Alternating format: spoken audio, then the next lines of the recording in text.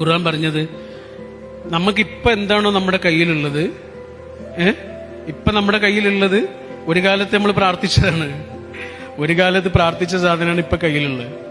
ഇപ്പൊ കയ്യിലുള്ളതിനോട് ഒരാൾക്ക് നന്ദി ഉണ്ടെങ്കിൽ അതുപോലുള്ളത് പഠിച്ചോൻ ഇനിയും കൂടുതൽ കൊടുക്കും എന്നാണ് ഖുർആൻ പറഞ്ഞത്. നമ്മൾ എപ്പോഴും കാണുന്ന സ്ഥലത്ത് എഴുതി വെക്കേണ്ട ആയത്താണത്. ലഇൻ ശക്കർത്തും ലഅസീദന്നകും.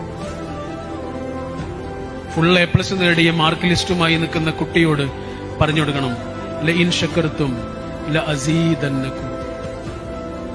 ബിസിനസ്സിൽ വമ്പൻ വിജയങ്ങളുമായി നമുക്ക് ചെലവ് തരാനിരിക്കുന്ന നമ്മുടെ സുഹൃത്തിന്റെ ചെവിയിൽ പറഞ്ഞു കൊടുക്കണം, ലഇൻ ശക്കർത്തും ലഅസീദന്നകും. എടാ, നിനക്ക് നന്ദിയുണ്ടോ? നിനക്ക് കൂടുതൽ കിട്ടും. ആ കൂടുതൽ കിട്ടുന്നതിന് പറയുന്ന പേരാണ് ബർക്കത്ത്. അത് സാധനങ്ങൾ എന്നുള്ള രീതിയിൽ മാത്രമല്ല, പല രീതിയിലുള്ള മനസ്സമാധാനമടക്കം. ബർക്കത്തിന് അങ്ങനെ കൂടി അർത്ഥമുണ്ട്.